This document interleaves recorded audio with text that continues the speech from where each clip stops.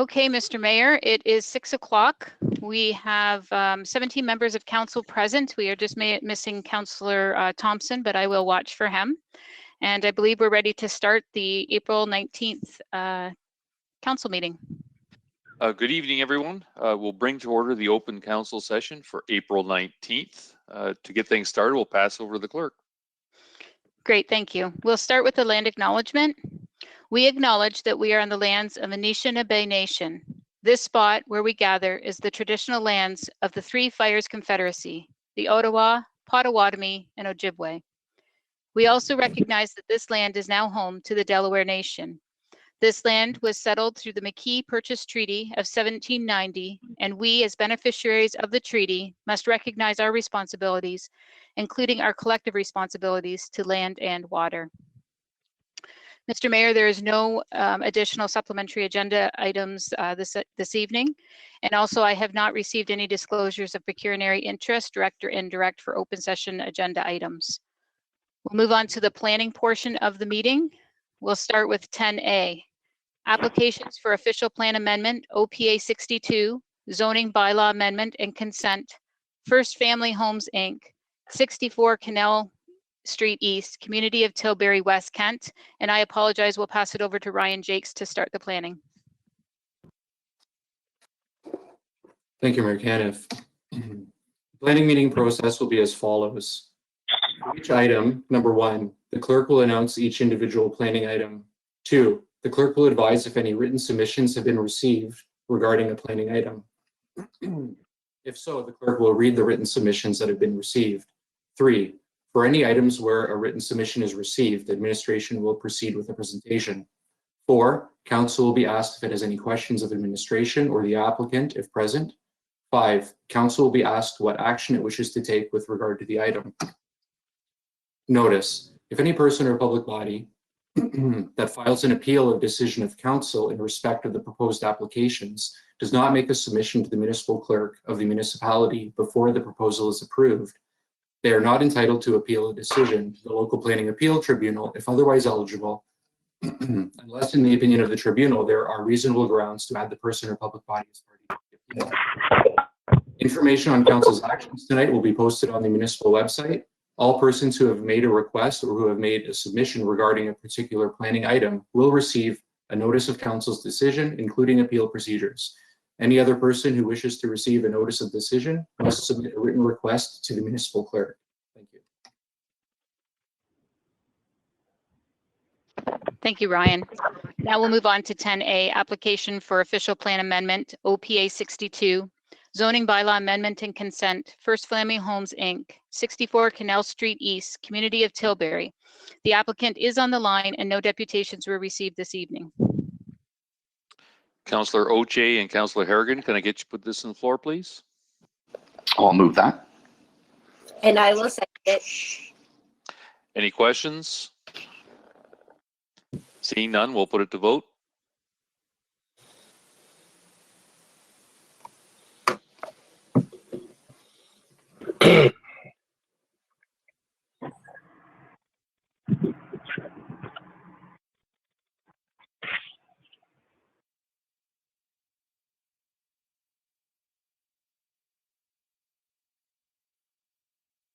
Still waiting for one councillor.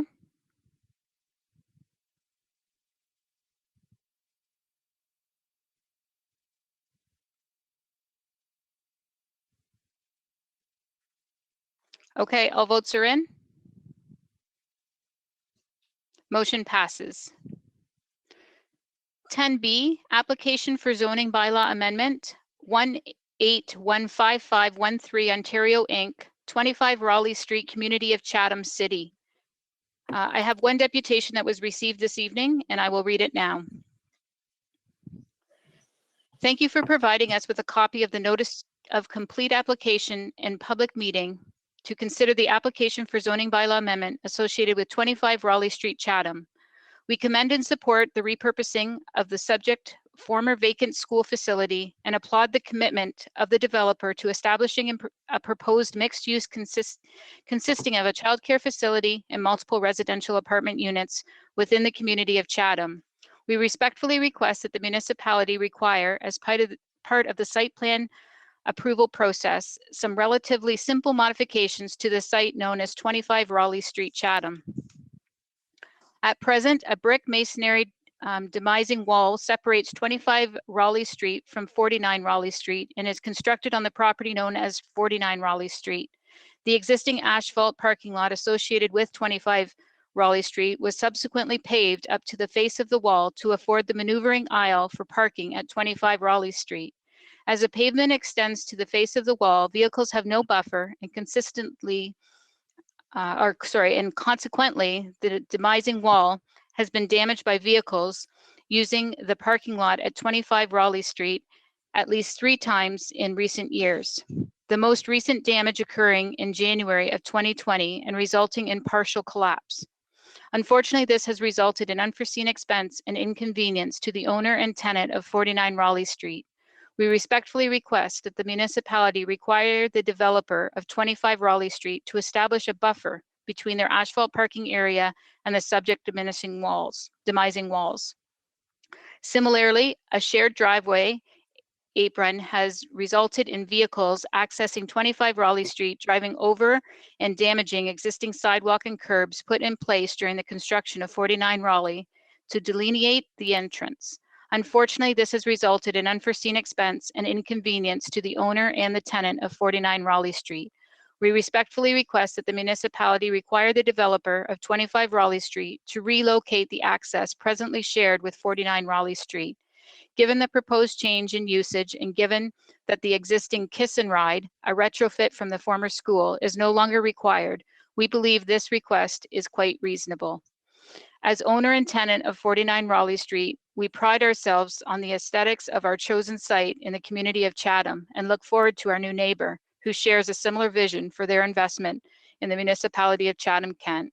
Respectfully submitted, Richard C. Spencer and Stephen Johns, R.C. Spencer Associates, Inc. Thank you, Mr. Mayor. Mr. Jacques? Thank you, Mayor Caniff. So the subject property is approximately 1 3/4 acres in area. It contains the former St. Joseph's Catholic School, which closed approximately 1 year ago. The property has subsequently been purchased by the applicant, who has plans to renovate the building to include 18 residential apartment units, as well as 1 commercial space, which currently is planned to be a daycare. To facilitate this application, a zoning bylaw amendment was required to rezone the property from an institutional zone, which permitted the former school, but which did not permit a residential apartment, to the urban commercial central business district zone. This is the zone that comprises much of the downtown Chatham area, and it would bring this property into conformity with that overarching zone, as well as allow the various permitted uses that you might find in a downtown area. To implement the zoning bylaw amendment, a holding provision is recommended at this time. The holding provision would be in place until such time that the developer disconnects any existing storm sewer outlet from the property to the combined sanitary sewer on Raleigh Street.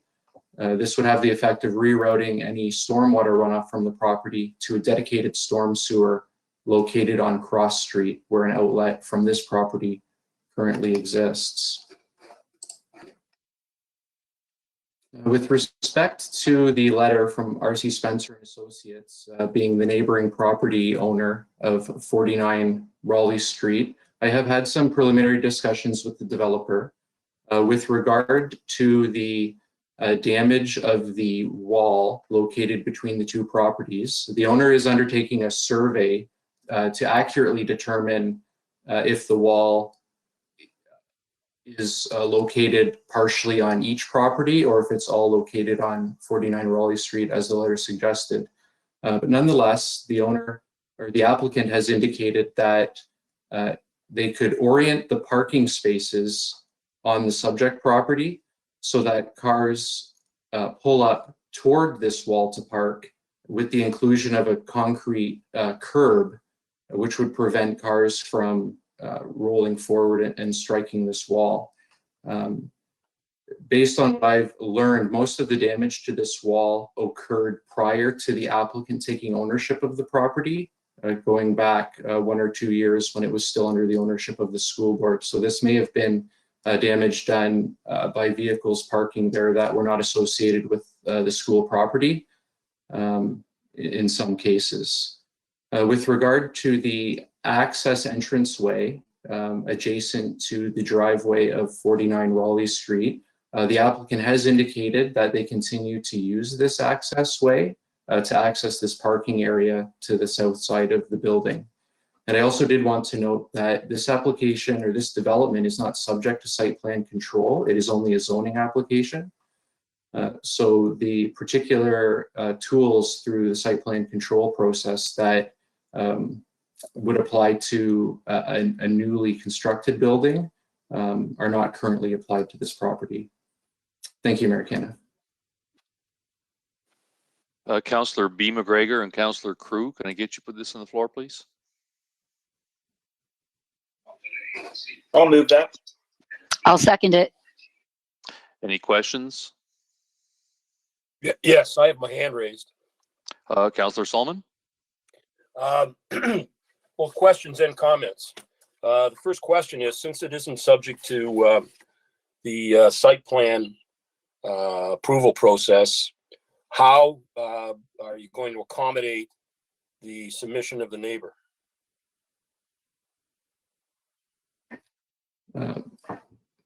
Thank you, Mayor Canna.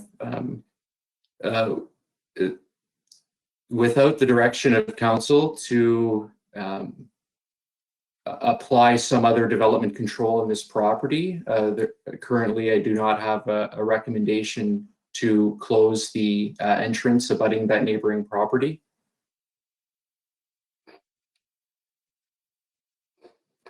Well, I'm not sure that was their only solution that they're looking at, but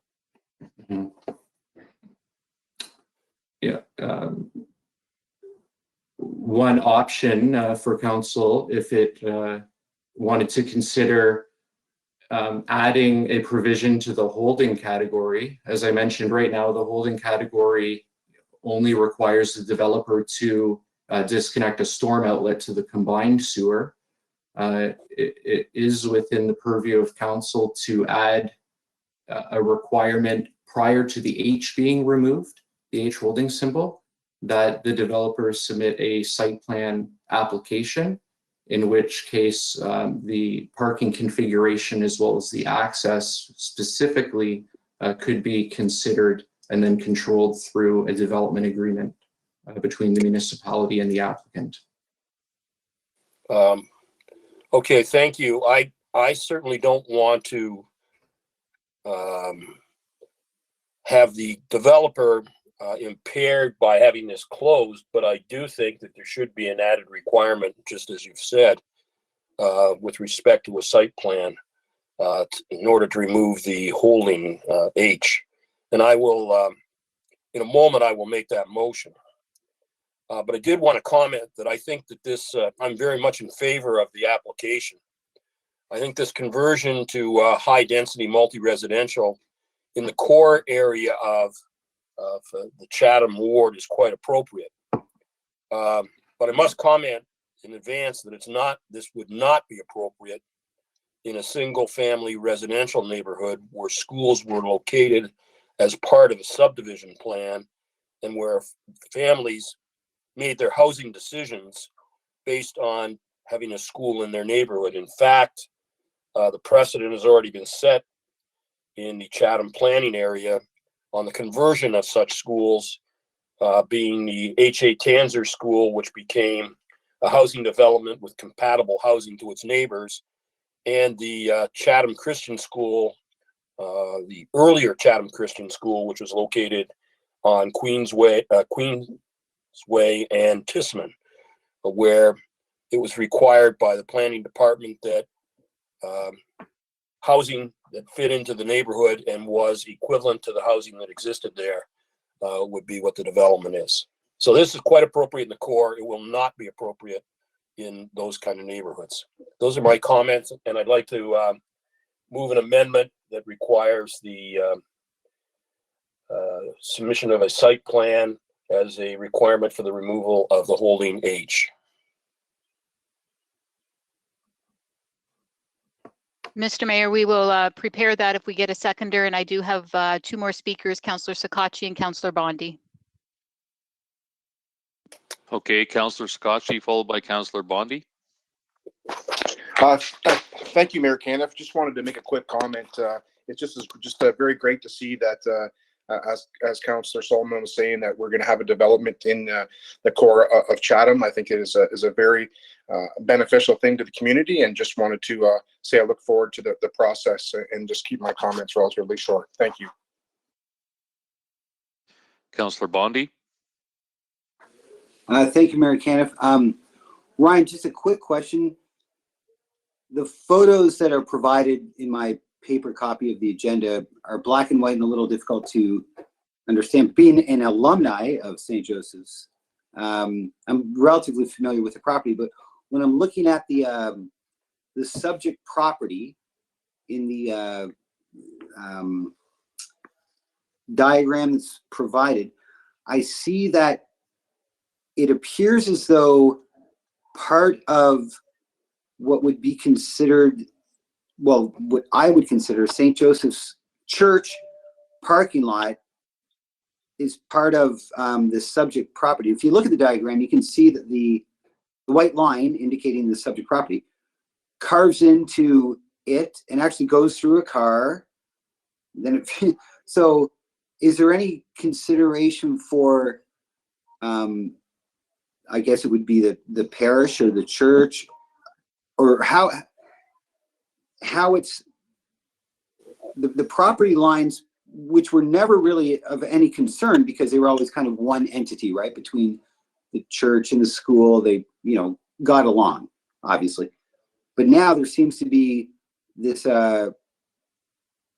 carving into what would be considered church property, but it obviously isn't. So can you just, I know this is really kind of a, not a very good question, but just looking at the diagram, it just seems difficult to carve out part of a parking lot, like maybe 30%, well, maybe 20% of the parking lot. So would that be of any consequence to the actual, to the church or to the new property? See what I'm saying? What I'm trying to get at is, it appears as though there's a designated parking lot, which has been used for blood donor clinics, poor boy luncheons, church services, obviously. And it appears as though about maybe, 20% of that is now part of the subject property. So has that been addressed by administration to the parish, and will it be severed off? Kind of not a good question because I'm not that literate, so sorry. I'm doing my best. Thank you, Mayor Caniff and Councillor Bondi. I do understand the question. You know, over time, when these, you know, the school became part of the community, there's the obvious relationship with the Catholic Church, in which case the shared parking facilities was of no consequence. Obviously, that changed when the school board divested of its property into what's now a private owner. You're right that the school property, which is now privately owned, does include parking spaces that have historically been utilized by the church as well, and their parish hall. I don't have an answer for you as far as what the specific plan of the developer is, and if he's had conversations with you know, the local members of the diocese here over that parking area. But those spaces that are within the subject property are private property and can be utilized by the property owner. I might ask if the owner or their agent is online after questions to administration. They might have more information to provide for you regarding that question. Okay, and thank you, Mary Caniff, and Ryan, thank you. It's just the lines of delineation seem like they could be problematic, but thanks for your answer. I appreciate it. Thank you. Mr. Mayor, we have one more request to speak. Councillor Latimer. Councillor Latimer? Actually, that's very timely. Through the mayor, I wanted to let council and Councillor Bondi know that I actually brought this council or a planning document to the attention of the Chatham Catholic Family of Parishes and David Savell, Diocese of London.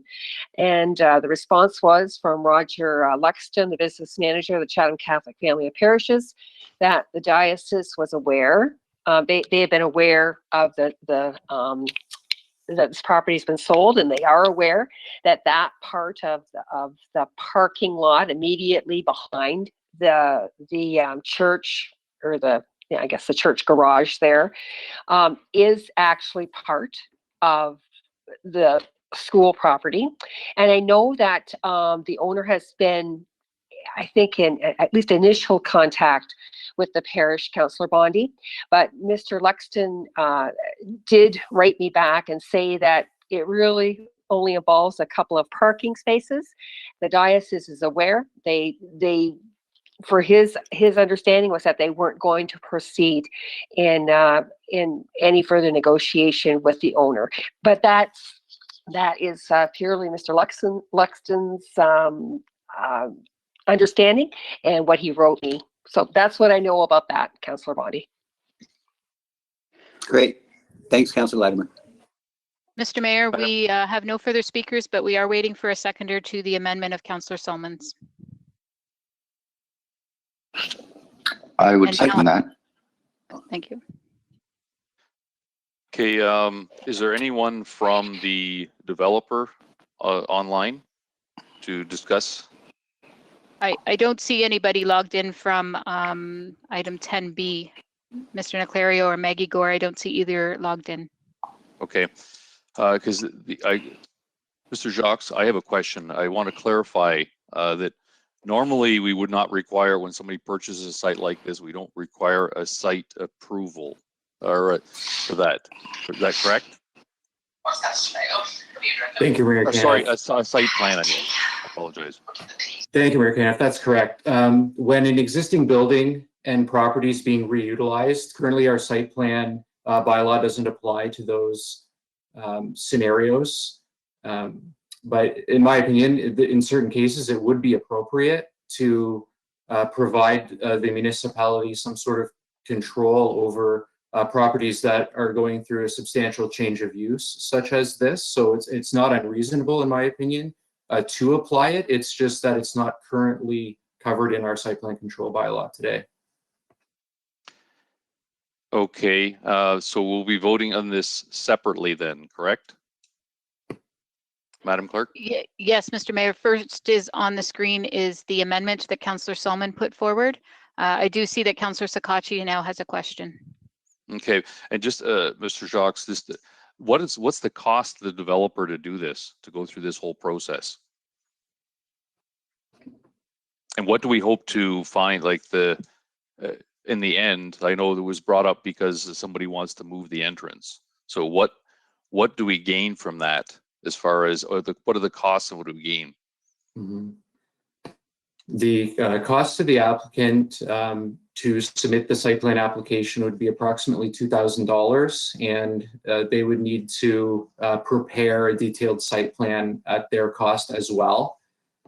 Based on this discussion at council, two of the items that we would be looking at controlling on the new site is the orientation of the parking, where it would be perpendicular to the wall separating the subject property and 49 Raleigh Street. As well, based on the discussion of council, the site plan would include the closure of the southerly access to the school property, and that site work would also be at the developer's cost as well. Sorry, so to clarify, someone's asking for it, so the owner has to do that. Like that's where I'm missing here to say if that's going to be saying in the submission, say please take that out and now are we going to require that to be taken out? That's where I'm uncertain on this as well. Yeah, if the amendment passes at council, I would take that as direction that council's wishes would be that the southerly driveway abutting the neighboring property be closed. So, so from a council perspective, could we, if somebody wrote in and said, I want the walls painted blue, I'm taking a far exception.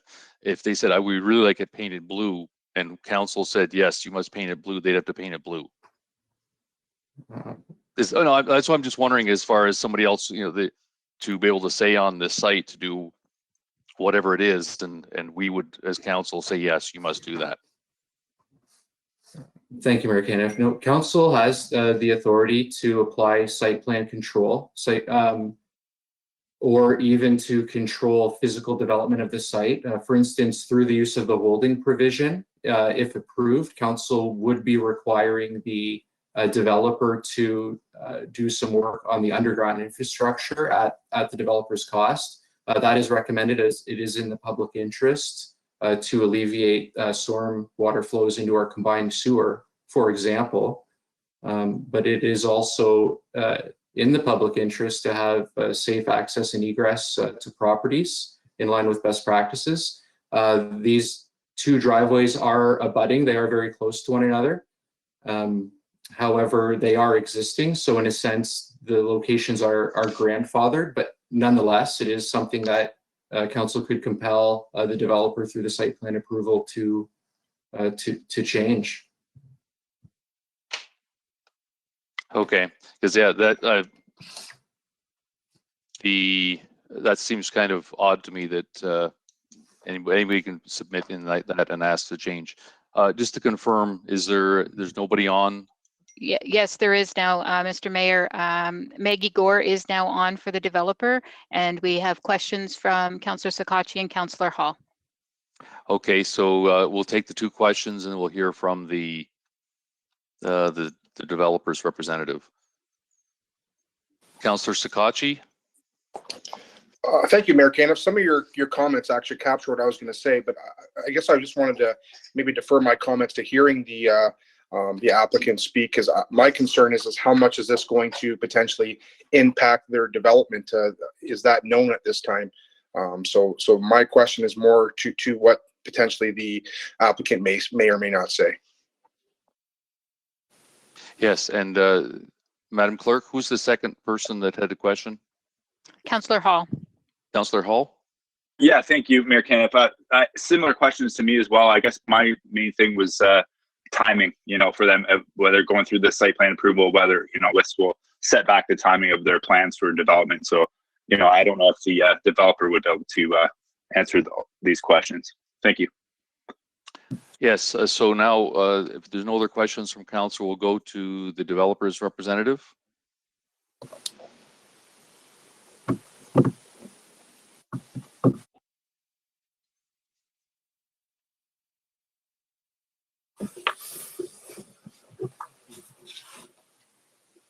Hello? Maggie, are you there? Maggie, if you're speaking, you're not unmuted. We can't hear you. There you go. Can you hear me? I can hear you now. Thank you.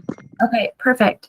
So I'm not sure if Fred is on this call, but to answer the question about, I believe the first question was, how will the shared driveway impact the development in our plans? Is that correct?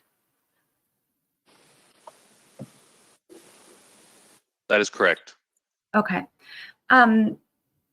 So we had fully intended to keep the driveway there. It may be a possibility to subdivide the driveway since it currently is a shared apron. That may be something that we could look at as an alternative to relocating the driveway entirely, but as it is, the setup is very useful to our development.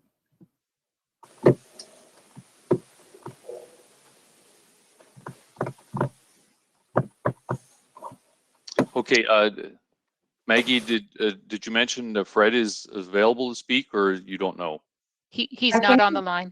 Yeah, I think he's having the same trouble as I was because I called in for this and I wasn't able to speak. So then I had to log in to the computer. So I think he's likely having the same issues, unfortunately. Yeah, because it's my concern that the applicant should be able to make comment on this to say what the impacts are on this, and you know, if it's gonna, so that's where I'm hopeful that he can get online and speak. If Okay, not, so he just told me that he's on the call, but you can't hear. Is there any way for maybe I could put him on the phone? Mr. Mayor, it's Yes. Judy. Perhaps we could do one of two things. We have Councillor Solomon who'd like to speak, but we could temporarily put this on hold to have our IT reach out to Mr. Niclario if it was important for council to hear from him. And once we were able to see him on the call, then we could go back to this application.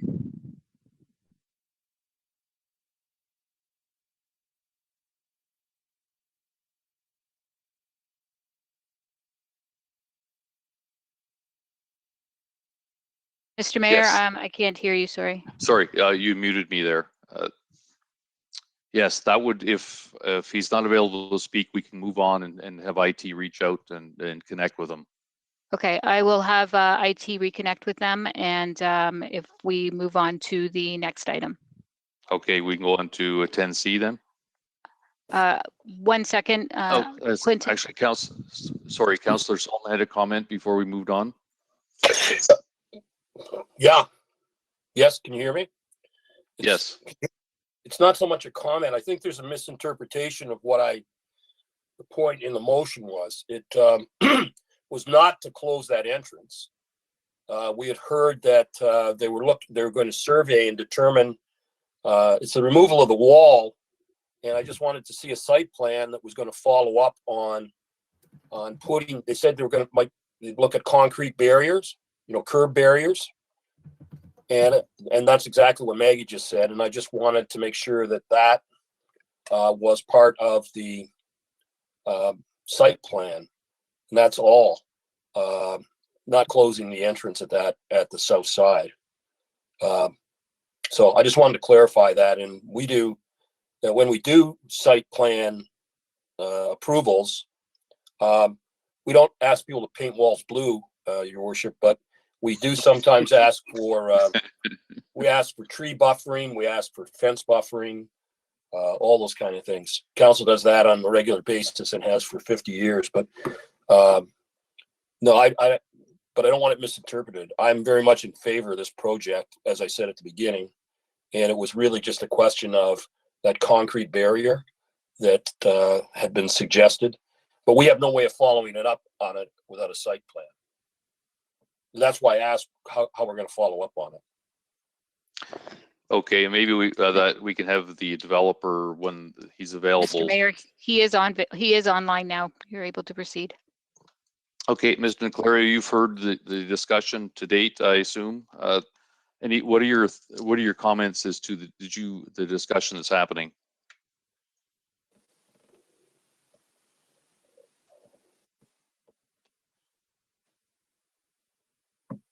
Mr. Niclario, we can't hear you. You'll have to unmute.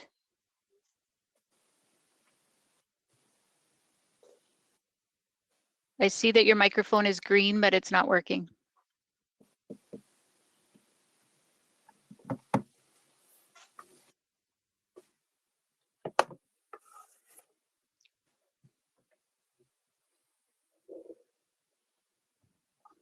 We still can't hear.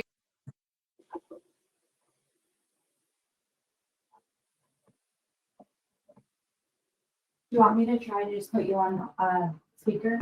Okay. Judy, are you unable to mute me or can you hear me? I can hear you, Maggie. Oh, you can? Okay. Fred's on speaker if you're able to hear him. Hello, everyone. Can you hear me? Yes, we can. Thank you. Sorry, what was the question there? Yes, there's been discussion to date, and Mr. Clara, have you heard the discussion up to this point? I'm assuming you have? Yes. Yes, so do you have any comments just to add to the discussion? I don't agree to close off that entrance. I mean, that property's been like that for almost 45 years, I believe. It would trigger everything, and the cost would be outrageous for me to even do that and change all our entire site plan, which would probably kill the project. Sorry, the Councillor Solomon did last, probably when you were trying to get on, that he said he was not suggesting that the entrance gets closed. He just wanted to ensure that the request for the wall and what was going to happen there was actually fulfilled. He wasn't suggesting that the entrance be closed. Okay, well, again, the wall is new to us. When I did engage a surveyor last week, I was hoping that he'd have surveyed to me prior to this council meeting. I believe part of that wall is on our property.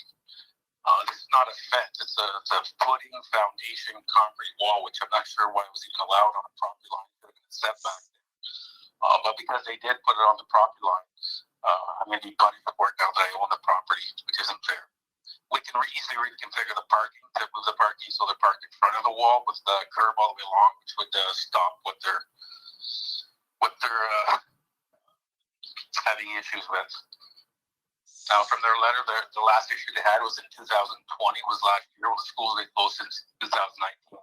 We've been getting a lot of the commercial occupants across the street using it as a parking lot since the school was closed. We've barricaded it off now to stop that. Once we're complete, we'll have no parking signs and police it better. So it's our own tendency using the parking lot. But I see this as setting a precedence. I mean, every time I buy a property, if a neighbor doesn't like my wall and wants it painted blue, I've got to worry about what incurred costs I'm going to have after I purchase the property.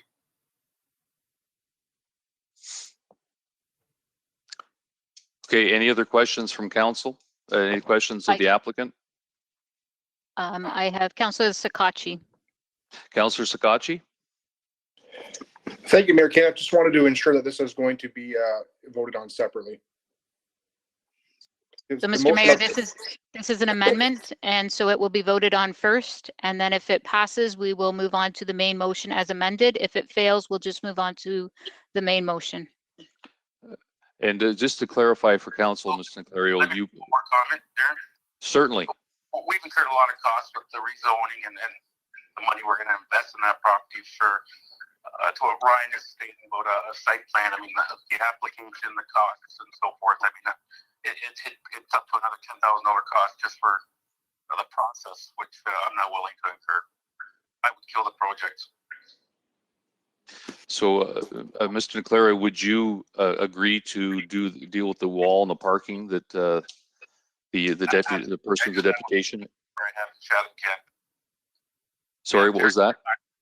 I'm very keen on what my sites look like and how operational they are. So but you will be addressing the wall issue that the neighbor has. Yeah. Like I said, it's an easy fix. The parking right now is up against towards school. It's just flipping it to the other side. So the parking stalls are up against this wall, and then a curb out front, which will alleviate anybody backing into that wall. Is what I'm assuming has been happening or happened. All right, seeing no other questions, we'll put this to vote for this. Mr. Mayor, sorry, there is one more question. We have Councillor Bondi followed by Councillor Solomon. Councillor Bondi and then followed by Councillor Solomon. Thank you, Mayor Caniff. Sorry, the virtual thing's a little distracting, but did I hear correctly that if the amendment was to pass, that the project might be in jeopardy?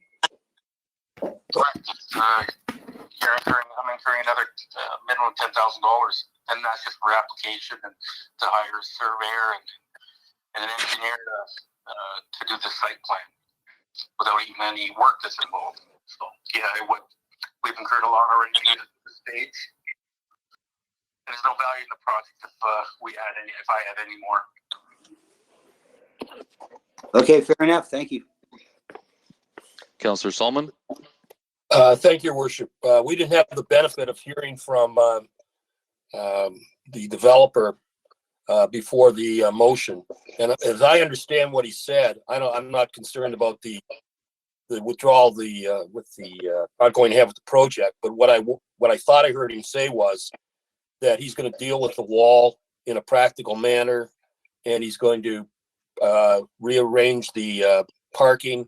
And it sounded to me like he was going to do a curbing thing once he finds out where whose property the wall's actually on. And if that's the case, that's all I wanted in the first place. We just didn't have any answer from the developer because obviously he hadn't heard the submission. So I'm prepared. If that's what he's going to do, that's all I ever wanted anyway.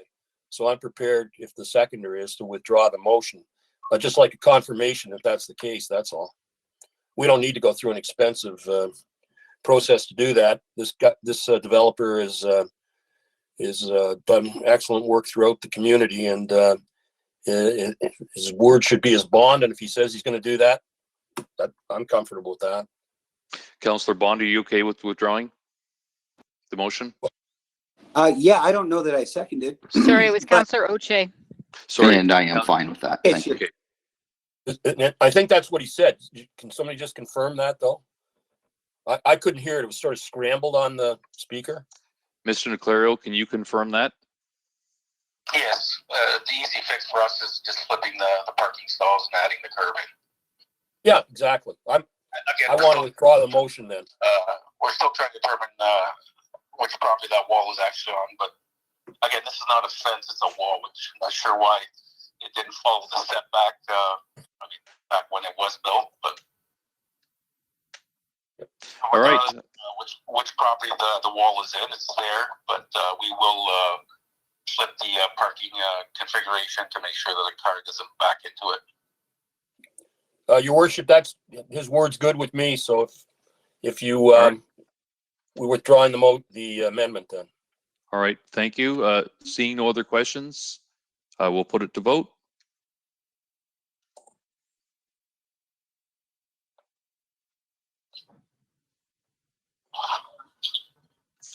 All votes are in. Motion passes. Moving on to 10C, application for consent and zoning bylaw amendment 1686579 Ontario Limited, 7242 Queens Line, Community of Raleigh, South Kent. There are no deputations this evening and the applicant is not on the line. Councillor Sakachi and Councillor Thompson, can I move this, please?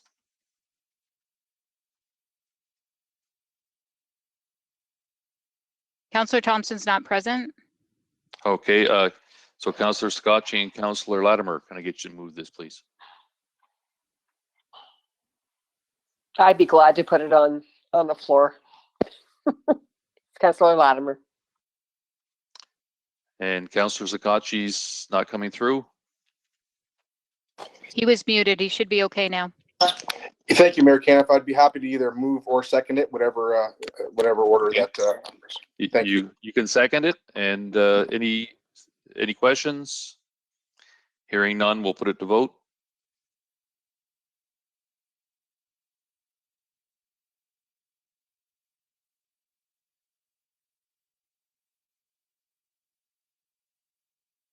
All votes are in. And motion passes. Moving on to 10D, application for zoning bylaw amendment 1934446 Ontario Inc., 252 Wellington Street West, Community of Chatham City. There are no deputations this evening and the applicant is not on the line. Councillor Solomon and Councillor Kirkwood White, can I get you to move this, please? I can get unmuted. I'll move it if I'm unmuted. We can hear you, You Councillor are. Solomon. Thank you. Move. I'll second. Thank you. Okay. Any questions? Hearing none, we'll put it to vote.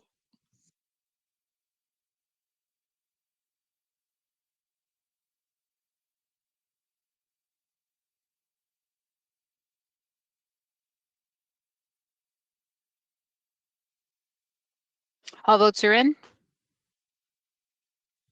And motion passes. 10E, applications for consent and zoning bylaw amendment. The Mary Webb Cultural and Community Center, 87 Main Street West, Community of Highgate, East Kent. The applicant is on the line. No deputations were received on this item. Councillor Wright and Councillor Pincinel, can I get you to put this on the floor, please? I'll move that. Thank you, Mayor. And I'll second it, Your Worship. Any questions? Hearing none, we'll put it to vote.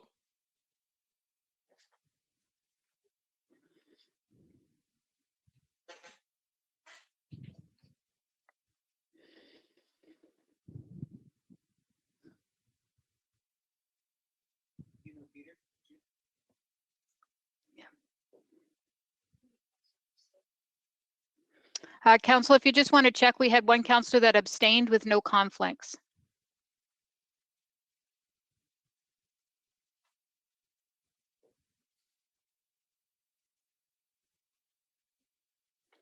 Okay, all votes are in. Motion passes. Moving on to 10F, applications for consent and zoning bylaw amendment. Sandra Secord and Nancy Gilbert, 13666 Norton Line, Community of Howard, East Kent. The applicant is on the line. No deputations were received this evening. Councillor Pincinel and Councillor Wright, can I get you to put this on the floor, please? Happy to move that, Your Worship. I'll second it. Thank you, Mayor. Any questions? Hearing none, we'll put it to vote. Oh, Councillor Wright has a question. Sorry, Mr. Mayor. Councillor Wright? Oh, pass on that, Judy. Thank you. Okay. All right, we'll put it to vote then.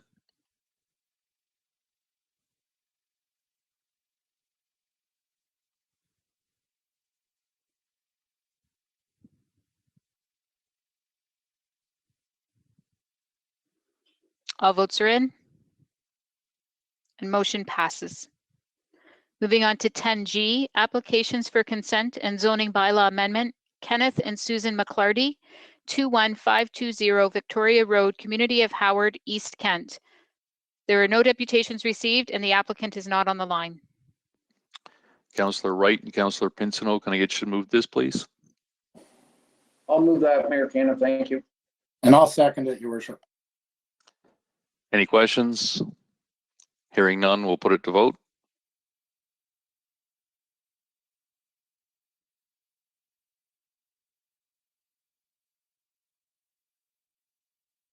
All votes are in. Motion passes. And the final planning application for this evening, 10H, applications for consent and zoning bylaw amendment. Dale and Lori Glassford Limited, 14117 Tietzel Line, Community of Orford, East Kent. There were no deputations received on this item and the applicant is not on the line. Councillor Pincinel and Councillor Wright, can I get you to move this? Happy to move it, Your Worship. Happy to second it. Thank you. All right, any questions? Hearing none, we'll put it to vote.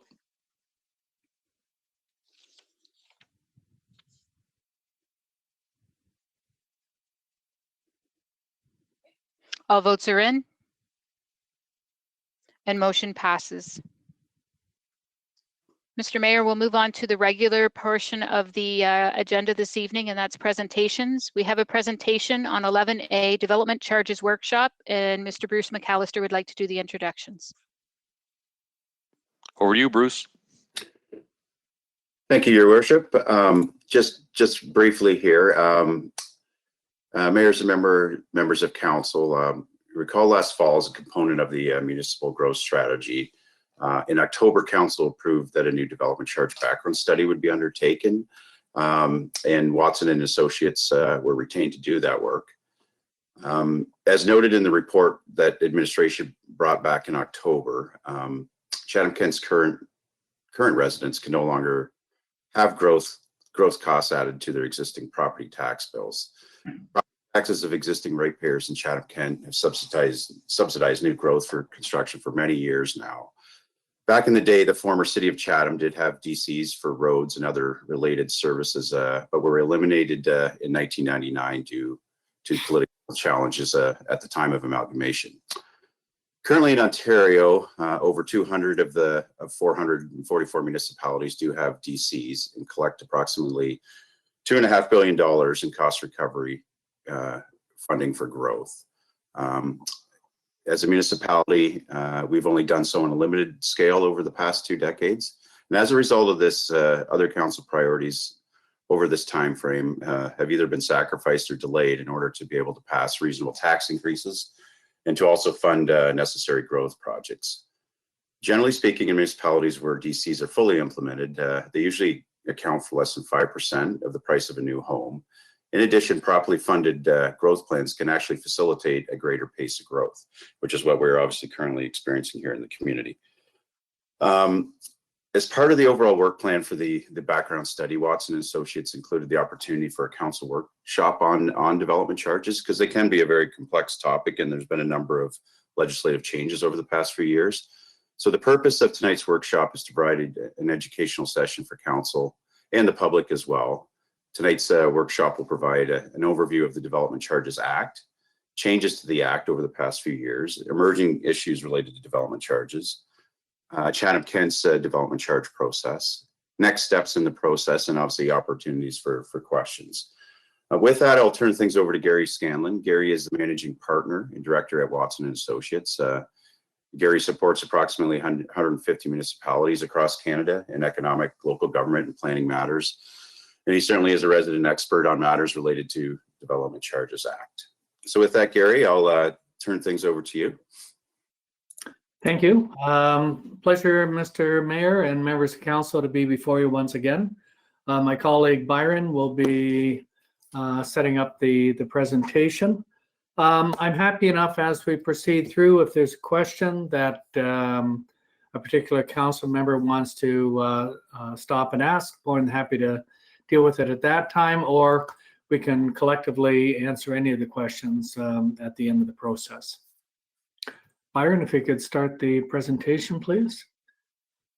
As noted, we'll go through a couple of different items, including a little bit of history on the Development Charges Act and the requirements of the Act and recent changes that have been actually put into place over the last 3 years. Next slide, please. And again.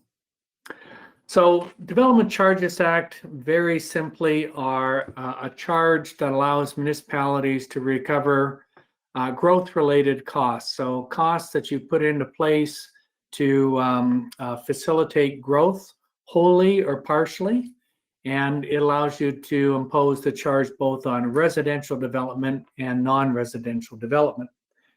These charges are in addition to what you would normally impose on or a condition on a developing landowner. So for example, if I have a developer that's putting in a new subdivision, they'll be required to put in the internal roads, water mains, sewers, street lights, the stormwater management. So all of those costs are basically what the Act defines as a local service. So they actually define it as a term, and the policy that we develop says these are the types of items that you will pay for 100%. It's the Development Charges Act really then looks to calculate the charges that are of a broader benefit, so outside of the subdivision. So it could be, and right now you do have charges for water and wastewater. So we may have charges with respect to storage for water, for the distribution system, the major trunks and such.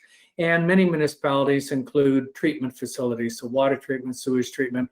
All of those costs are included as part of those off-site costs. As well, many municipalities include charges for parks, recreation, fire, police, library, etc. So these are, as we see development occur within the municipality, it activates the need for further investment in infrastructure. Now, these charges are not new. They have been around now for over 60 years. And the history on the bottom, you can see starting from the left, they were actually created under the Planning Act originally in the mid-1950s. And from the 50s into the late 1980s, Really, a lot of the legislation was generated by case law. So going to the Ontario Municipal Board and establishing process, definitions, methodology, etc. The province took all of those different cases, weaved them together as a piece of legislation, and in 1989 they came up with the first Development Charges Act. Now you see that's the that's the second bubble from the left, and you can see there's many bubbles that have been implemented since that time, and these are all the different adjustments, refinements to the legislation that's been made since 1989. The most recent being in 2015, and then subsequently in 2019 and 20. And I'll go over those more recent changes just to let you know what has changed over the last couple of years. Now, when we talk about capital costs, I talked about infrastructure. The Act is very broad, and basically anything you need to include as part of your capital project can be included. So you can buy land, you can improve the land, so basically landscape, put in parking lots, put in the water and sewer, electrical connections. So that's improvement of the land.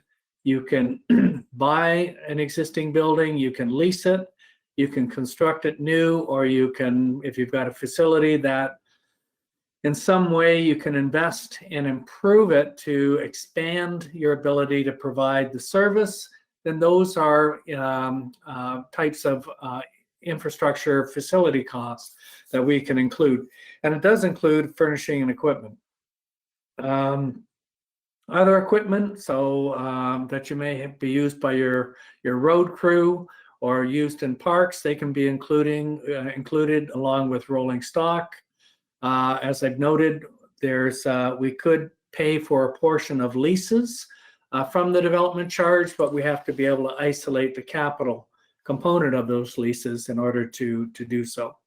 Library books and other circulation materials for libraries are obviously included because a library doesn't function very well without those particular items.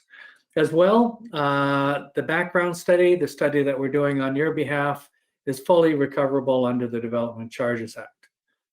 Many other studies are allowed for as well. They would be anything that's associated with eligible services or developing master plans in order to implement these different types of works over time. Those studies can also be included. The last item just says if we don't have the money right now and we have to debenture or take out a loan of some sort, we can also include interest in order to pay back not only the principal, but actually the interest costs of funding those particular projects. Next slide, please. Historically, there was limitations on time horizons and such, but now for the most part, we can look at a 10-year planning horizon, a 20-year, we can go to build out, we can look at any planning horizon that basically functions well with identifying the infrastructure and the growth within the municipality. The only one that we have a limitation on is transit, and we can't go past the 10-year planning horizon for that particular service. They introduced in 2015 some very unique calculations for transit, and as a result of that, we can't exceed that 10-year planning horizon because of those calculations. Obviously, for any projects that we undertake, if the municipality is able to receive any grants or subsidies, other contributions, then we must recognize those as a reduction. So then the development community isn't overcharged for those works because you've got another funding source to assist in constructing and funding that project. The third bullet is that I'll explain it. It says that we can include authorized costs incurred or proposed to be incurred. So I'll stop there. Most of the costs that we include in the development charge are basically forward-looking. Here's the growth we're going to have over, let's say, 20 years, and we identify the infrastructure that's going to be needed. So either additional recreation facilities or construct intersections, widen roads, build bridges, etc. And those costs, for the most part, are proposed to be incurred. But we can include costs that have been incurred historically if we still are, there's a financial obligation arising with those particular projects. And that comes back to what I mentioned on the last slide. If we didn't have the money and we've debentured it, when I move from one development charge study to the next, I can include those interest costs, as part of the debt, and incorporate the recovery of that as part of the development charge calculation. So the first part of that statement says there are authorized costs incurred or proposed to be incurred, and they can be incurred directly by the municipality or they can be incurred by others. And what that means is that in certain instances, perhaps you will secure the service by contract by maybe another municipality. So perhaps you'll cost share in the construction of a water treatment plant or a sewage treatment plant. If you look at Peel Region, for example, they have the big pipe and they, because York Region can't access Lake Ontario, they have sold a portion of their treatment facilities and the cost of the big pipe to York Region. And because York pays a capital cost to Peel, they can include that cost as part of their development charges. So there are ways that even though under contract you may be securing the provision of the service, we can include it as part of the DC calculation. There are a couple of limitations, not much with respect to the capital costs, but for parkland acquisition, so this is the only eligible service where we cannot buy land, and that's for parkland. And that's because under the Planning Act, it gives you the powers to recover money for parkland purposes. And in 1997, the province deemed that should be sufficient to address your parkland needs. So basically, they've exempted the purchasing of parks. You can still do it under the Planning Act. We can't buy land under the development charge, but we can, once we have the land, we can include in the development charge the ability to transform that land into a functional park. So put on trails, do the landscaping, soccer pitches, baseball diamonds, all of those different types of amenities on the land. We can include them in the development charge. We just cannot buy the land. The province put in a test basically that said vehicles and equipment should last 7 years or longer. So they should be an investment in more significant capital items. So they put in that provision that, we want, pickup trucks, we want fire engines, we want snow plows, that all of those vehicles that last over a longer period of time, those are the items that we can include. And the last one basically says computer equipment that's not integral to the delivery of the service, we can't include. Now, there's been a number of hearings on this. At the end of the day, basically, the way the Act is set up and the way we've heard the board decisions, it basically says most of the computer equipment integral to the service can be included. So we've got a water treatment plant and it's highly computerized and has SCADA systems. Same thing with the water treatment plant. We have the police that are out on the street and they have communication equipment. All of those items are integral to the provision of the service. Hence, we can collect for them. It's basically more of the administrative computers that may be on somebody's desk. Isn't necessarily the type of computer that we can include in the development charge calculation.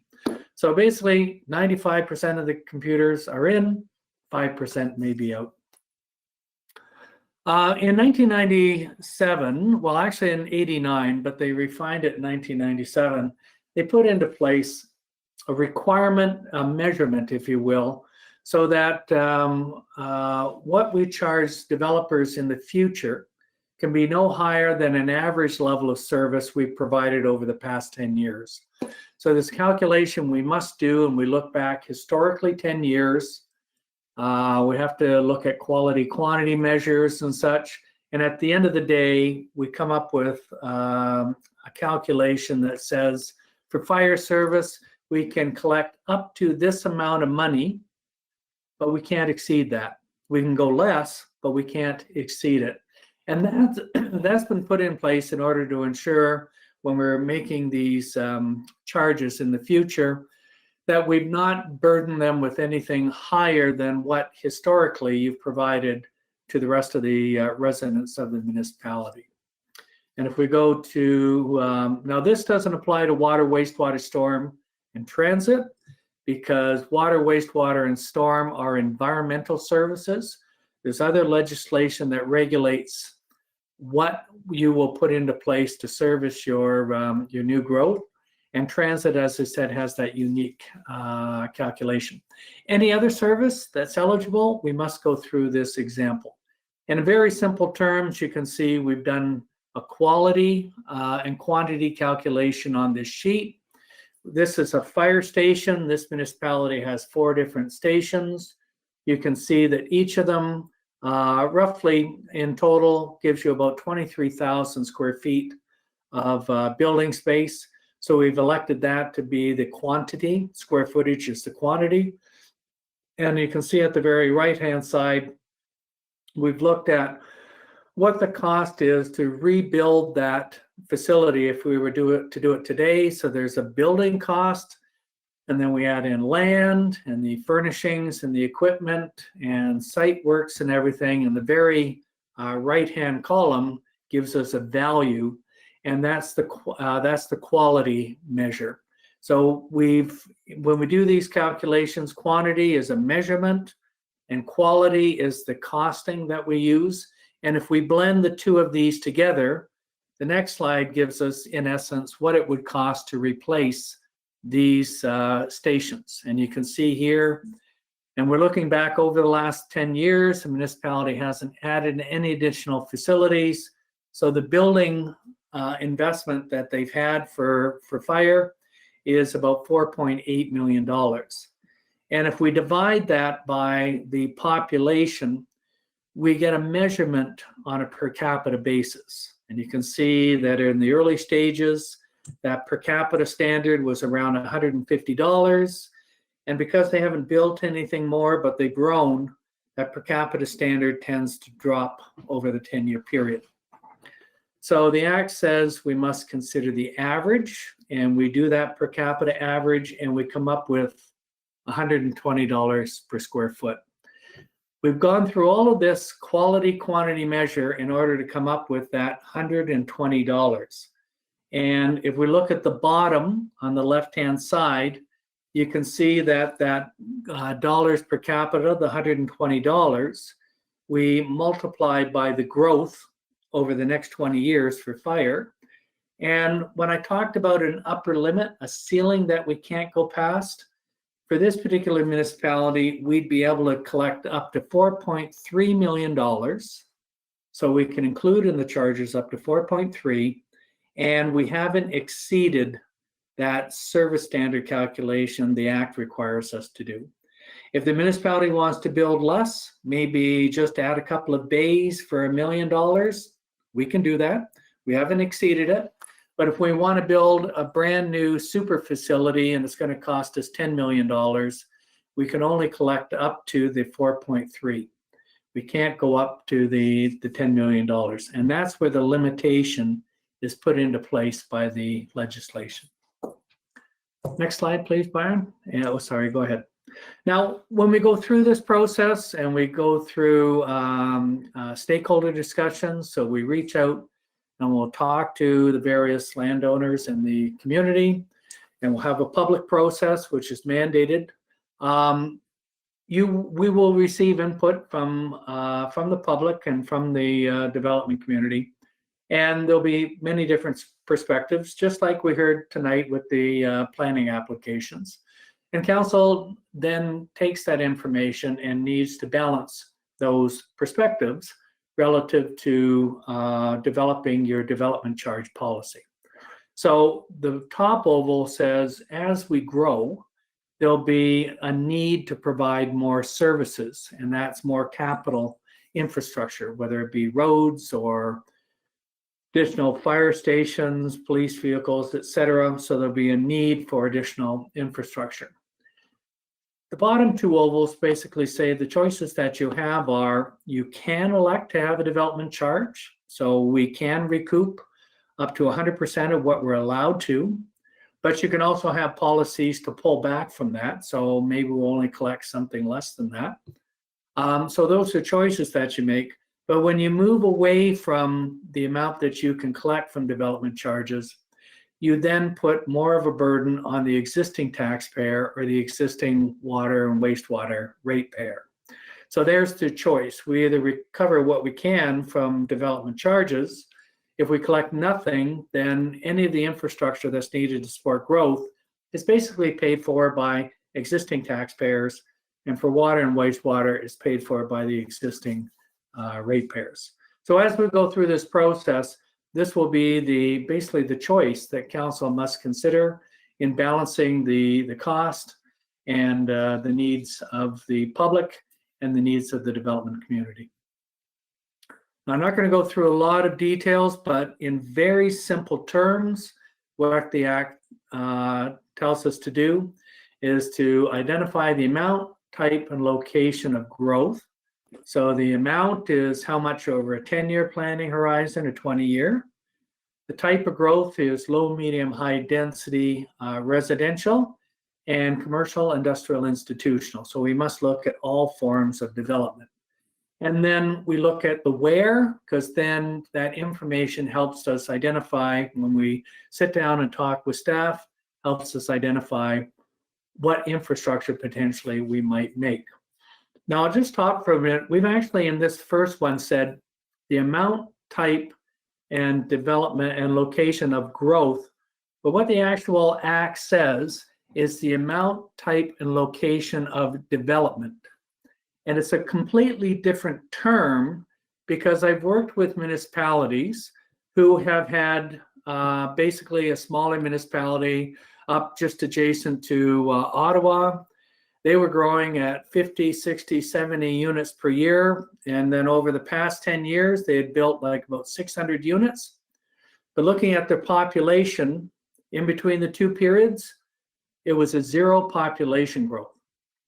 Now, they still built 600 units, and each of those units needed water, needed sewer. There was going to be cars that needed to drive on the roads. There was going to be, if they catch fire, they would expect the fire department to respond, etc. So it doesn't necessarily mean population growth. It actually says development. Because if we go through demographics, what you may see is over time, existing houses tend to, they start off at a higher level and they drop down over time. So my home here, where I am right now, 20 years ago when I built it, my 3 kids were with us. So we had 5 people in the home. Today, my kids are gone. They've left the nest. I've encouraged them to not come back, and they've left, which is nice as a parent. But now I have 2 persons in my household. So I started with 5, and over time, the occupancy in my home has dropped. And that's what happens naturally in municipalities. And for some municipalities, that rate of dropping off equals the amount, the new population that's in those households. So that one municipality I spoke of, even though they built 600 units over 10 years, their population was exactly the same, but they had 600 more units. So just to explain, item number 1 says the amount, type, and location actually of development. And that's what we need to consider as actual development and the needs arising from the development. Now, as we come through with the development, we go through each service and take a look at what's the servicing needs. And item 3, we translate that into capital costs. We then must make some deductions, so grant, subsidies, other contributions, so we're not overstating it. Are there benefit from those works to existing development? So are we replacing something like we're replacing a 2,000 square foot fire station with a 5,000 square foot. So the first 2,000 is replacement. Are we overcoming a problem in the area? Maybe the water pressure is low. So part of the expenditures is to enhance the water pressure to the existing residents. So the benefit to existing is looking at overcoming existing problems or replacing older items. We then take a look at those historic service levels, moving from one bylaw to the next. Is there reserve funds that we have to rationalize, etc.? And after we go through those adjustments, we end up with a net cost. And from there, I then split it between residential development, non-residential development, and then basically divide it by the growth in item 6 to come up with the charges. And so if we look at the next slide, in very simple terms, we have the infrastructure to accommodate growth, and we divide it by the growth. And through that, we develop charges. So for the residential, we have low, medium, and high density charges. So low density singles and semis, medium density townhouses, high density apartments. And then on the non-residential side, we represent the charge on a cost per square foot. So if I have a 5,000 square foot building and I'm charging $2 a square foot, I'll pay $10,000. If I have a 100,000 square foot facility times $2, I'll pay $200,000. So we differentiate the charge on a size of building basis for industrial, commercial, and industrial, so non-residential type of development. Next slide, Byron, please.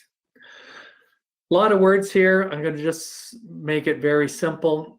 The changes that we've recently experienced with the province focus more on being very clear on, remember I talked about the Development Charges Act says that local service, what's within the subdivision is the developer's costs. So we develop a local service policy, so we're very clear on what the developing landowner has to pay for.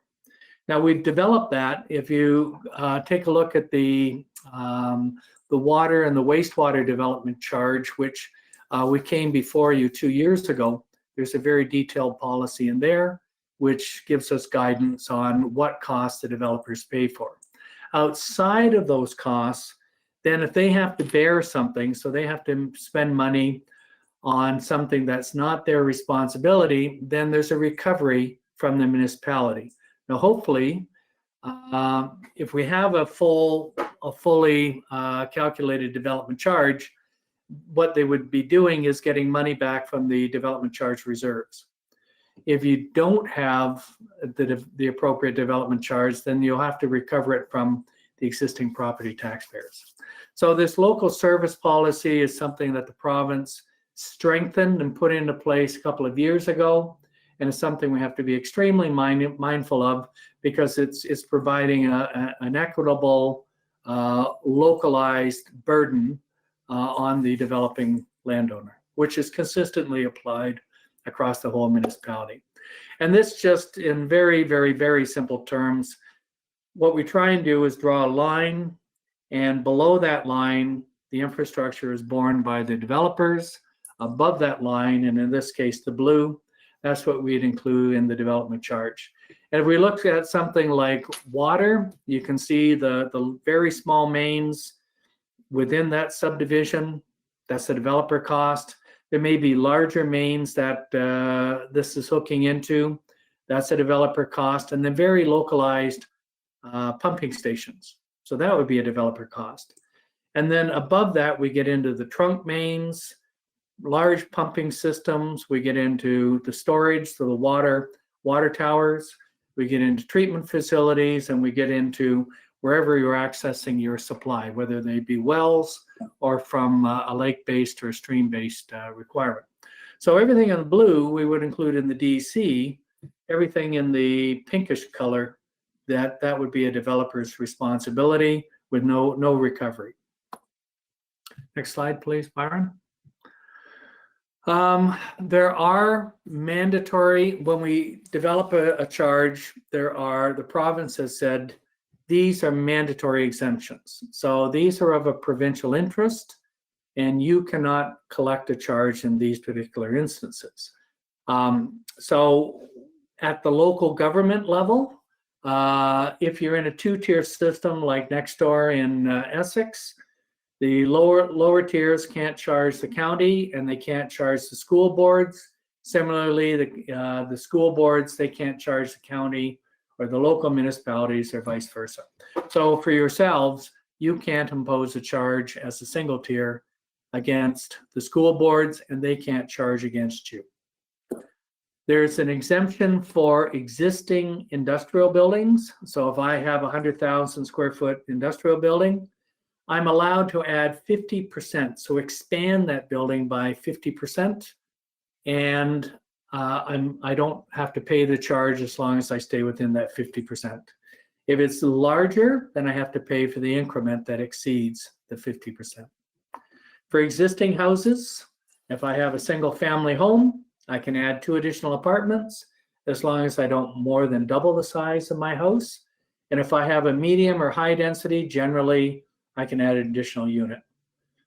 They've just added some additional provisions, which is when you're building a brand new single family home, a semi-detached or a townhouse, you can add either an additional apartment within that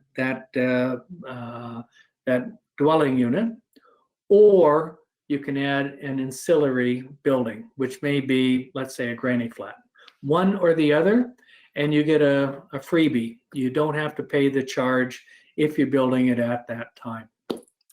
The last thing that they included, and this was just at the end of December, they dropped in an extra provision that said if there's a university, and actually colleges, but they were exempted before, but if you have a college or university that's being funded by government, senior levels of government, then they don't have to pay the development charge. So it's, I guess, an educational, exemption for formalized government-funded facilities. So just because I call it the University of Scanlon, I don't get an exemption. But if it's the University of Windsor who's locating a campus within Chatham-Kent, they would get obviously this exemption. Other exemptions. So as we go through, you as a council can look at other types of developments and say, we either want to reduce the charge, not require them to pay the whole amount, or we can exempt them in total. So generally, we see exemptions for, let's say, churches, places of worship. And then sometimes we might see a reduction for something like industrial buildings. It's not mandatory. It's something that can be considered, but it's discretionary. If the charge is going up considerably, you may wish to phase it in over time. And then you can see the last point just talks about redevelopment. Now, this is not in the actual Development Charges Act, but it is embraced by case law. And basically it says, if I knock down my home and I want to replace it, then I should get a credit for what was here. So if I'm replacing a single with a single, there's no charge. If in, let's say, the downtown core, we knock down 3 or 4 single family homes and replace it with 10 or 15 townhouses, then you would impose, let's say, 15 times the townhouse rate, and you'd subtract 4 times the single family. So it's just to recognize what was there, and you only have to pay for the intensification of those particular properties. So those are there and now in place. And this is kind of the top 10. Actually, there's only 8, but the top 8 list of exemptions in Ontario: places of worship, bona fide farm buildings, so it's not necessarily agricultural or rural. It's really bona fide farming buildings that are exempted from, that municipalities most often exempt from the charge. Industrial development may get a reduction of some sort. Downtowns or infills may receive a deduction. Brownfield, hospitals are normally exempted. Universities and colleges, which have now been basically secured by Bill 13, and then nonprofit or affordable housing. So these are the most common exemptions, and as we go through this process, we can revisit and have this dialogue with council. Next slide, please. Other matters, just very quickly, excess capacity just means if there's any excess capacity in the system, the development community gets it, they inherit that excess capacity. You know, what they end up paying is the incremental cost to accommodate growth. So quite often there's excess capacity in the water mains or in the road system. So it's only on an incremental basis where we have to improve the infrastructure that actually the development charge is imposed. Cross-subsidization just means when we talked about all those exemptions and such, if you choose not to recover the money, then it has to be picked up from either your property taxes or your water and wastewater rates. I can't take the money that we're not collecting, let's say, from one category and put it onto the backs of somebody else. So since 1997, they've clarified specifically that you cannot do that type of thing. It's mandatory that we have a background study. That study must be made available at least 2 weeks before that public meeting. And it must be on the street a minimum of 60 days before you as the council can first consider the bylaw. So they have an elongated public process to allow a transparent and potentially a dialogued discussion process, 60 days for the development community, the public, to come before council. Once we have the charges in place, you obviously, inflation always is an influencing factor on costs. So as you've probably seen over time, we see tender prices tend to go up because of many different factors. So the Development Charges Act allows for us to index the charge based on this construction cost index that Statistics Canada generates. And so there's a mandated index that we can use. And basically this index tracks tender prices. So it's not looking at CPI inflation. What it's looking at is the 1 year to the next, tenders can, during more buoyant economic times, they can rise way above CPI. During economic downfalls, they can actually go negative. So it's not a bad index to use, and that's the one that the province has mandated us to include. And so we just talked about these different legislative changes. You can see there's a number of them.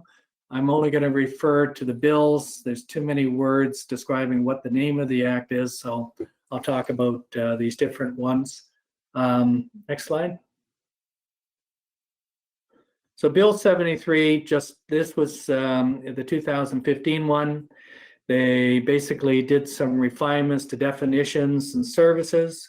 They required council to turn their minds to potentially area-specific DCs, which we do for water, wastewater, and if we have a storm charge, but normally not any other services because there's other things in the legislation that tend to work against the requirement of that area-specific calculation, and the province never cleaned it up. So we normally don't recommend area-specific for maybe parks or for recreation, for libraries. Waste diversion was from 1997 removed from being a DC item. they put it back in. So organics, recycle, reuse, they're all now eligible services. We just can't do landfill or incineration. Transit, they've, as I say, they've made some improvements on the transit. It's a little bit more engineering calculation, a little bit more cumbersome, but basically it's allowing for municipalities that are transitioning from no transit to be able to collect a charge. So they've changed it to more of a forward-looking service standard to allow municipalities to collect for transit. That no additional levies, basically it's a weird terminology, but it's that local service policy that I was talking about. They don't want you to impose conditions, financial conditions, or pay more charges outside of what is identified through the Development Charges Act. Public process, minimum 60 days now, and then the report of the treasurer has just been enhanced. So there's an annual report that must be submitted to council. They've made it a little bit more transparent so that the development community can review it with a little bit more depth when they're considering it. Bill 108 just did some changes actually. So this was in, you remember Bill 108 was the one that was recommending changes to 16 pieces of legislation. The Development Charges Act was one of those pieces of legislation. And it actually had a whole list of things that they were going to do under the Development Charges Act. At the end of the day, all that got implemented was basically an adjustment to the payment periods that you would make for certain types of development. So most often you pay the charge at the time of building permit. You can collect the charge earlier, either at subdivision, or you can negotiate to collect it earlier with a specific developer. But they've come back and said, in order to encourage housing, they've allowed rental housing and institutional developments to pay in installments. And those installments will be over 5 years. And the first payment is due the date of occupancy. So when we do the rental housing, they're not paying at building permit. It may be 18 months later when you actually get occupancy. And that's when they pay 1/6 of the charge. And then they pay the other 5/6 over the next 5 years. They've done a similar type of thing with nonprofit housing, but they've allowed it to occur over 21 payments over 20 years. Now they've also put a definition of what nonprofit housing is. It's not the fact that I'm coming and saying, gee, I don't think I'm going to make much profit. Let me pay over 21 years. They're basically defining what a housing corporation is, a nonprofit housing. Now with these, I'll skip to the bottom one first, which also says that if I come through with a site plan application, or I come through with a zoning bylaw application. So when I'm coming forth an application to amend the zoning bylaw or for the site plan, when you accept the my application, whatever the charges are in effect on that day, they're frozen.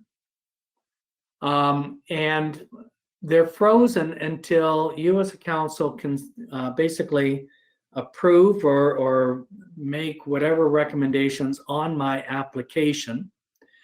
And from that date, I have 2 years to build. If I build within the 2 years, then whatever the charges in effect at the time are the charges in effect. If I blow past that 2 years, then it's whatever the current bylaw is what you pay. Now, one caveat is to that frozen charge, or for the charges that I'm paying for nonprofit housing over 21 years, or the installment payments for rental housing and institutional, you can add interest every year. That allows it to stay current with some form of inflation or some form of lost revenue, and you get a cost recovery. So that interest is not designated in the Act. There's some municipalities that are choosing some form of inflationary rate, maybe that capital cost index. Some are looking at their debenturing cost of borrowing, and some municipalities are selecting somewhere in the range of 5.5%, 6% to be more of a higher charge to ensure that that these developments truly are looking to have those charges realistically imposed. So those are the new provisions under Bill 108. Those adjustments only relate to payments. Bill 197 was the one that actually made the significant changes. And basically, we went from being able to collect for any service that you provide, with a couple of exceptions, down to a list of 21 eligible services. So they restricted the services that can be collected. Now, for the most part, those are the ones that you would expect to see, but there's still been some limitations imposed.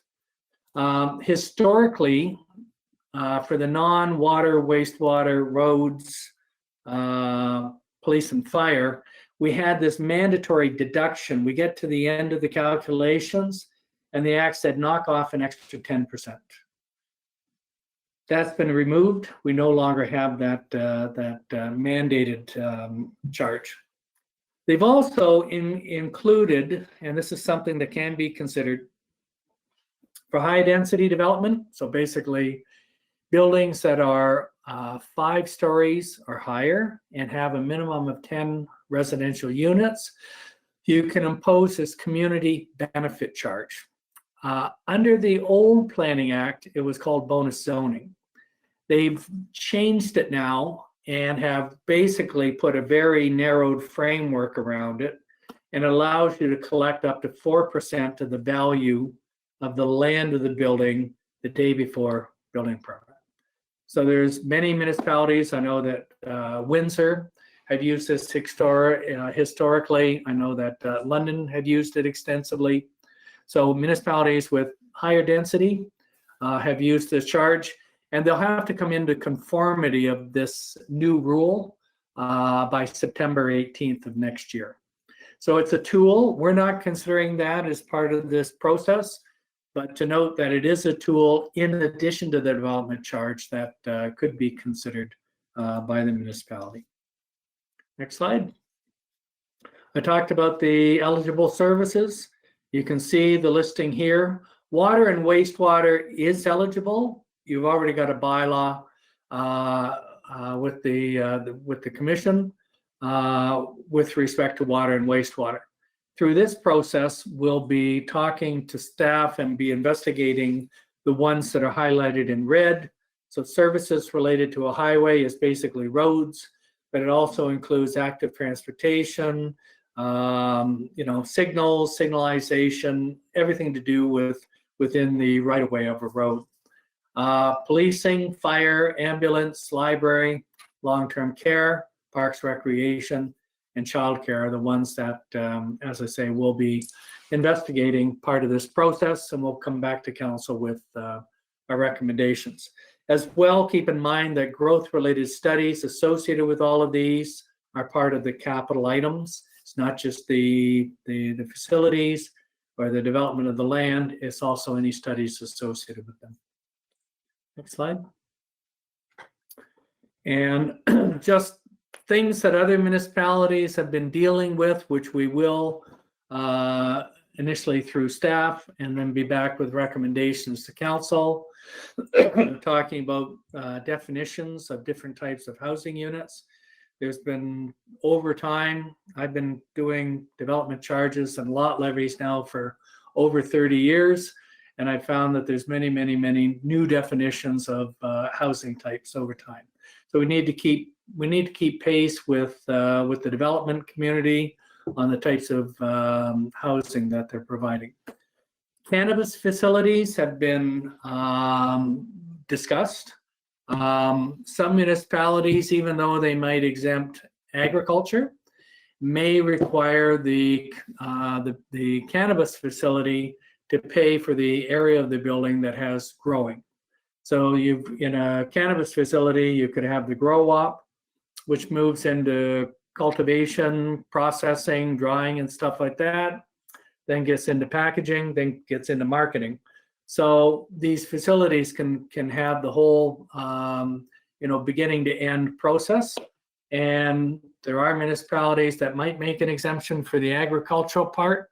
A lot of municipalities require the payment for the full facility. So that's something that we'll consider part of the process.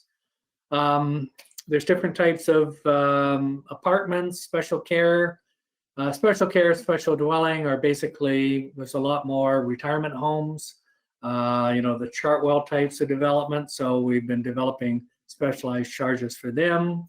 What are we going to do with affordable housing, secondary suites? Conservation Authority, there's been a decision where we can't include any costs associated with them. Bonafide farms, as I say, are in the have been a focus of discussion, but of late, some councils have been asking if we can distinguish between the big corporation farms versus the more hobby farms, the ma and pa type of operations that may be 100 to 200 acres. So that's an area we could consider as well. And then obviously places of worship. But even with places of worship, we're finding that there are these places of worship that are now building facilities such as rental halls, or maybe daycare, or maybe Montessori type of facilities, which are revenue generation to fund the religious parts. So some municipalities are saying, well, if they're revenue generation, they should pay a development charge. So these are emerging issues. As we come through the process, we'll have this discussion with staff and ultimately come forth to council with recommendations for your consideration. The last part is just talking about our timing. You can see that we've started the process with staff. We've been going through the growth forecast, talking about servicing and policies. We should be back in releasing the actual document June 24th, and that starts that 60-day process. And you can see that mid-July, we'd be looking for the public meeting, and then we'd be looking to pass the bylaw at the end of August. Next slide.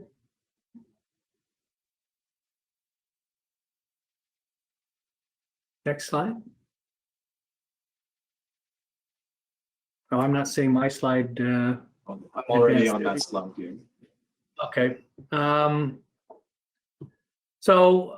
This is just part of the discussions. Growth forecast will be considering some of the work that's been done by our demographics group. Next slide. So we've not the growth and the non-growth, and that'll translate into a 10-year, 20-year planning horizon. So we would look to use those numbers. Next slide. This is providing a comparison of the charges currently for other jurisdictions relative to where Chatham-Kent is currently. So as I noted, you charge for water and wastewater, but then these other services may be in addition to those charges. You can see that we've got, we've basically taken a look outside the GTA. So we've looked at the Cambridge-Kitchener, we've looked at Hamilton charges, we've looked at London and Windsor. So London and Windsor are for a single detached home, basically over $30,000. If I explain this chart, the dark color is basically the lower tier.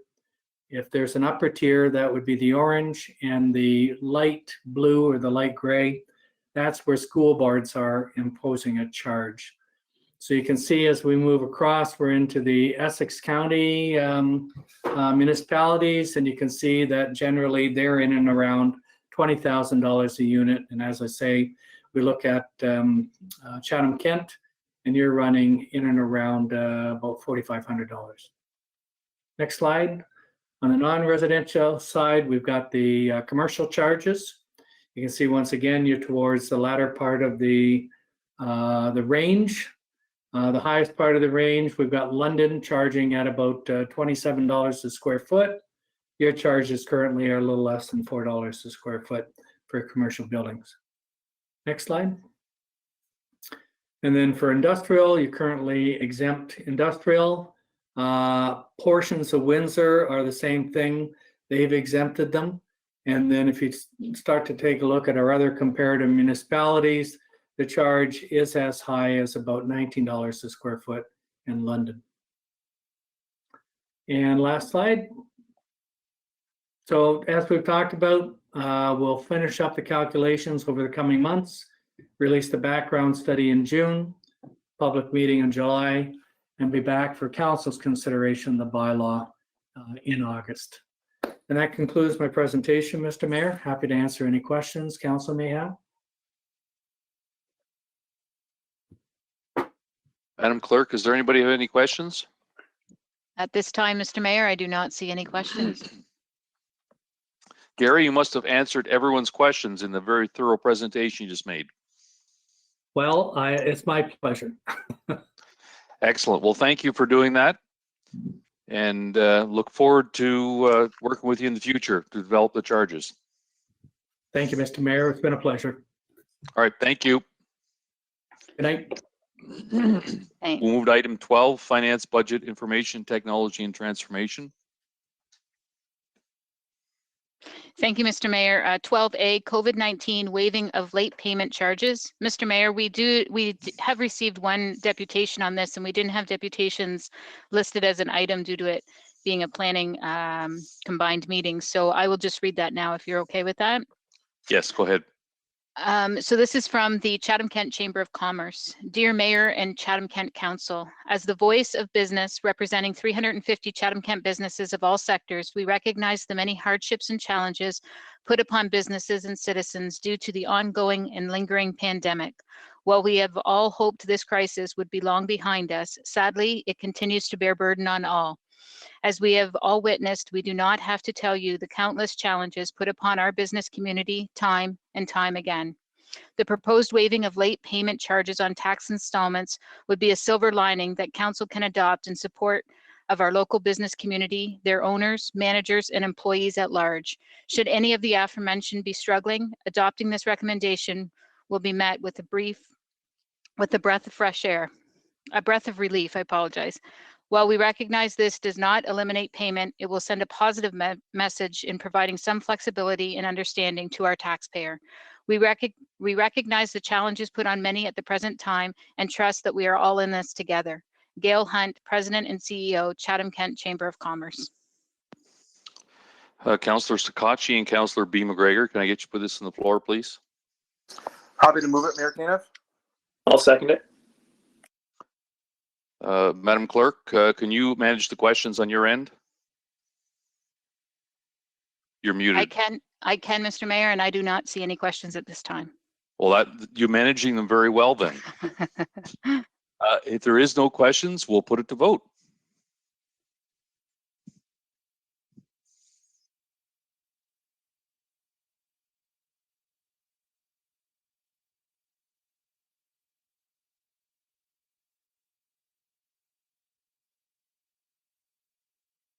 All votes are in.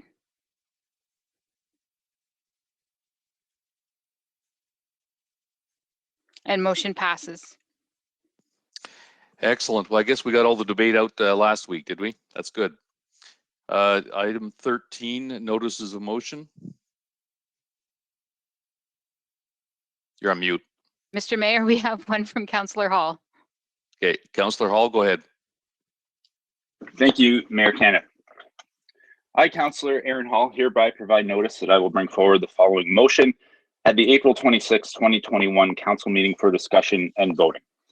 Whereas environmental sustainability is a recognized priority for this term of council, and whereas this priority includes a dedicated focus on implementing strategies to help everyone become stewards and adapt to a changing climate, and whereas CK Plan 2035 states that Chatham-Kent will continue to develop innovative approaches to addressing the protection and preservation of natural resources, and whereas Chatham-Kent's vision statement of a welcoming, healthy, prosperous community that is culturally rich and naturally innovative represents the kind of community we will and can become, including having respect for the role of agriculture, our environment, and natural resources. And whereas this council has committed to addressing the fact that Chatham-Kent has one of the lowest percentages of tree cover in all of Ontario by committing to planting 1 million trees in 4 years, implementing an urban tree cover policy, and analyzing Chatham-Kent's canopy cover, which was updated in 2018 and listed as needing improvement, missing the mark, and moving in the wrong direction.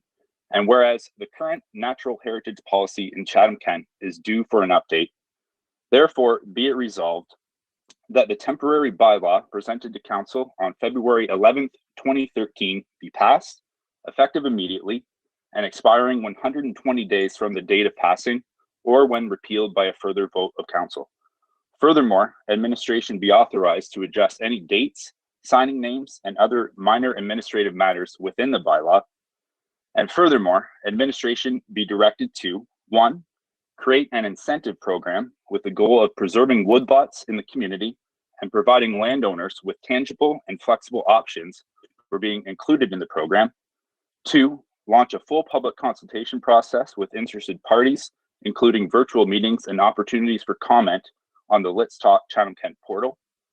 3, conduct an analysis of best practices for incentive programs and woodlot preservation across Ontario.